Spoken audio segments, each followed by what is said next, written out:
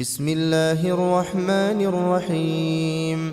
تبارك الذي بيده الملك وهو على كل شيء قدير، الذي خلق الموت والحياة ليبلوكم أيكم أحسن عملا وهو العزيز الغفور، الذي خلق 7 سماوات طباقا ما ترى في خلق الرحمن من تفاوت فارجع البصر هل ترى من فطور ثم ارجع البصر كرتين ينقلب إليك البصر خاسئا وهو حسير، ولقد زينا السماء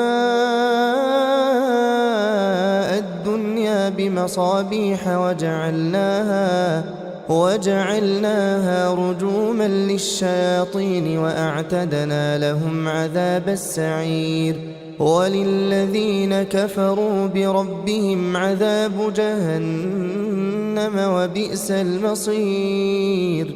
إذا ألقوا فيها سمعوا لها شهيقا وهي تفور تكاد تميز من الغيظ كلما ألقي فيها فوج سألهم خزنتها ألم يأتكم نذير؟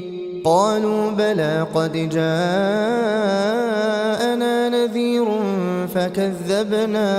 فكذبنا وقلنا ما نزل الله من شيء إن أنتم إلا في ضلال كبير.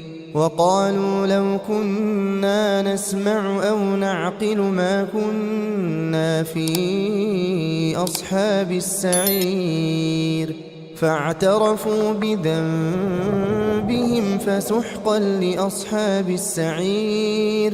إن الذين يخشون ربهم بالغيب لهم مغفرة وأجر كبير. وأسروا قولكم أو اجهروا به إنه عليم بذات الصدور. ألا يعلم من خلق وهو اللطيف الخبير.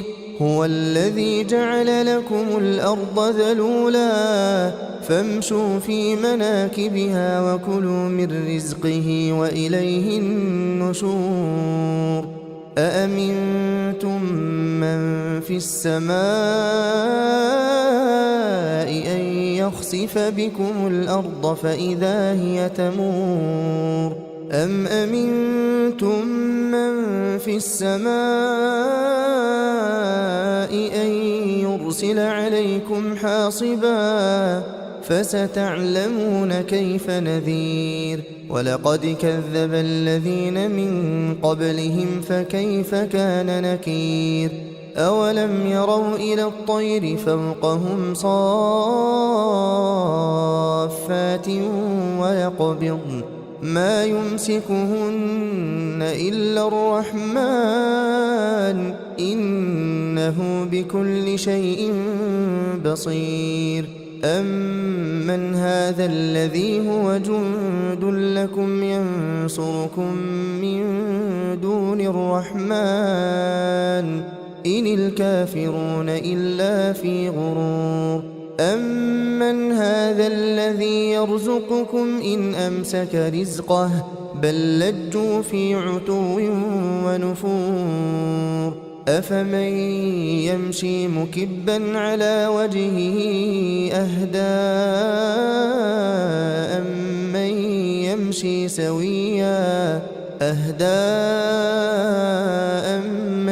يمشي سويا على صراط مستقيم.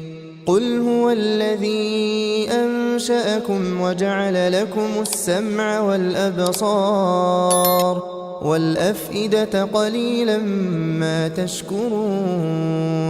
قل هو الذي ذرأكم في الأرض وإليه تحشرون.